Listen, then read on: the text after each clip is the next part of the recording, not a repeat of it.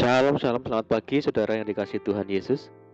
Saya menyapa bagi saudara yang ada di Indonesia, dari Sabang sampai Merauke, yang di kota maupun yang di desa, dan saudara yang ada di Malaysia, dari Sabah maupun di Sarawak. Senang kembali menjumpai saudara pagi hari ini. Saya percaya kita tetap berada di dalam kasih dan penyertaan Tuhan kita, Yesus Kristus. Haleluya. Selamat datang kembali di channel Pokok Anggur bersama saya, Yosia Krispianto.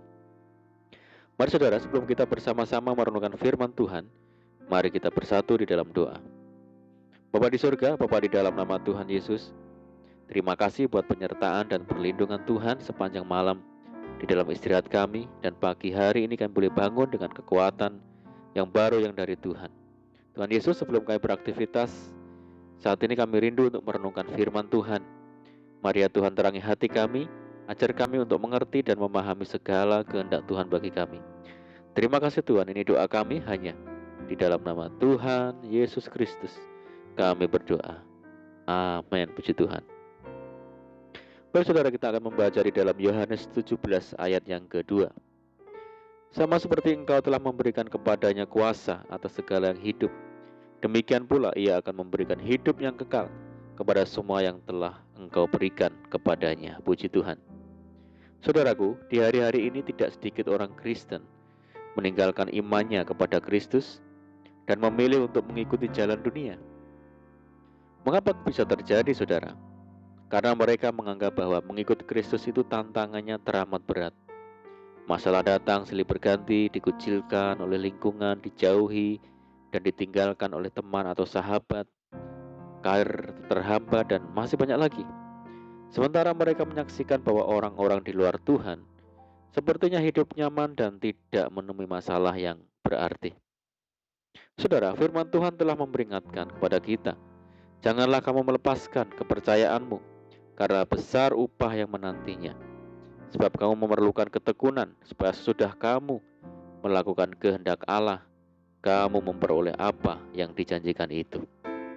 Saudara, Kristus juga sudah menegaskan bahwa setiap orang yang rela membayar harga untuk mengikut Dia akan mendapatkan upah 100 kali lipat dan hidup yang kekal.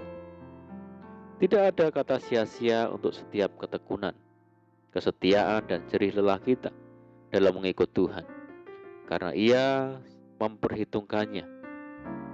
Saudara, coba simak baik-baik berkat apa saja yang Tuhan sediakan bagi kita yang setia dan taat, yaitu hidup yang kekal. Inilah hidup yang kekal itu, yaitu bahwa mereka mengenal Engkau satu-satunya Allah yang benar, dan mengenal Yesus Kristus yang telah Engkau utus.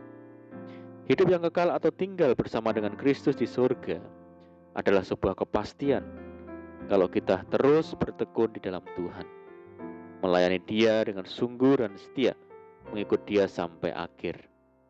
Firman Tuhan berkata, di rumah Bapakku banyak tempat tinggal. Jika tidak demikian, tentu aku mengatakannya kepadamu. Sebab aku pergi ke situ untuk menyediakan tempat bagimu. Dan apabila aku telah pergi ke situ dan telah menyediakan tempat bagimu, aku akan datang kembali dan membawa ke tempatku, supaya di tempat di mana aku berada, kamu pun berada. Saudara, hidup di dunia ini adalah sementara saja. Karena itu, jangan pernah menyerah pada keadaan, apalagi berputus asa. Jika kita harus diperhadapkan pada masalah atau pergumulan hidup yang berat, bertahanlah saudaraku, bertahanlah. Penderitaan yang kita alami di dunia ini tidak sebanding dengan kemuliaan yang Tuhan sediakan kelak. Di dalam Yohanes 1 ayat yang ke-12 dikatakan, semua orang yang menerimanya diberikannya kuasa supaya menjadi anak-anak Allah, yaitu mereka yang percaya dalam namanya. Setiap orang yang percaya kepada Kristus sebagai Tuhan dan Juru Selamat menyandang status sebagai anak-anak Tuhan.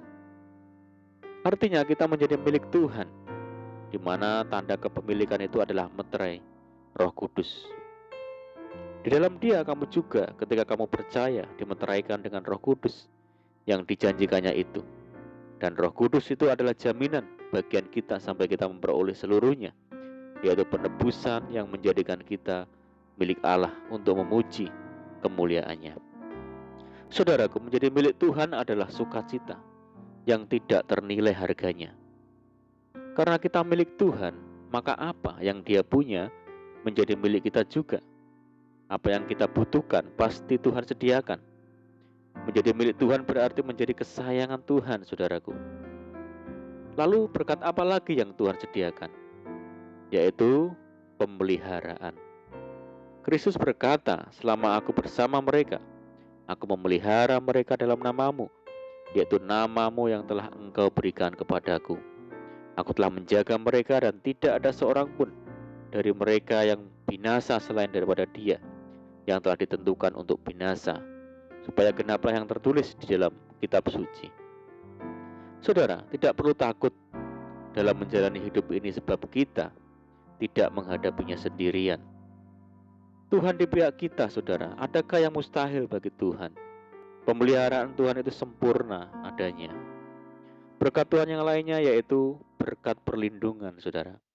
Firman Tuhan berkata, aku tidak meminta supaya engkau mengambil mereka dari dunia, tetapi supaya engkau melindungi mereka daripada yang jahat. Tuhan melindungi dan menjaga kita seperti biji matanya sendiri, saudara. Sekalipun bumi bergoncang, kita akan tetap terjaga dengan aman.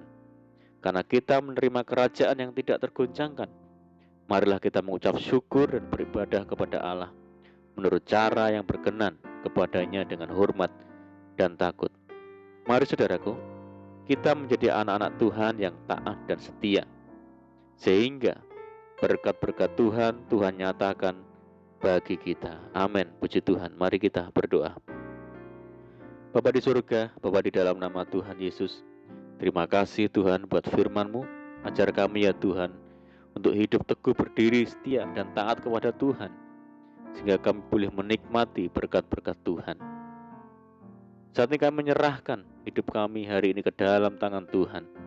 Berkati kami hari ini ya Tuhan. Berkati segala usaha dan pekerjaan yang kami lakukan lewat tangan-tangan kami. Dan jadikan kami hari ini berhasil dan beruntung ya Tuhan. Dan sertai kami hari ini dengan penyertaan Tuhan yang sempurna. Dan mohon petunjuk-Mu sehingga kami hidup seturut dan sejalan dengan segala kehendak Tuhan. Limpahi kami dengan sukacita dan damai sejahtera hari ini ya Tuhan. Dan jauhkan kami dari segala malapetaka. Berdoa bagi kesejahteraan kota kami, desa kami, daerah kami, dan bangsa kami yang saat ini menghadapi pandemi COVID-19. Mari Tuhan berkati daerah kami, pulihkan negeri kami ya Tuhan.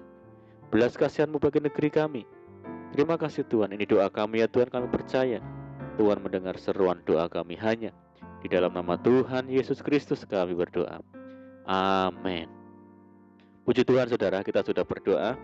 Kita percaya penyertaan Tuhan selalu ada bagi kita hari ini. Mari kita tetap mengandalkan Tuhan dan tetap semangat di dalam Tuhan. Saya ucapkan selamat pagi, selamat hari Minggu, selamat beribadah. Doa saya menyertai saudara semua. Tuhan Yesus memberkati. Haleluya.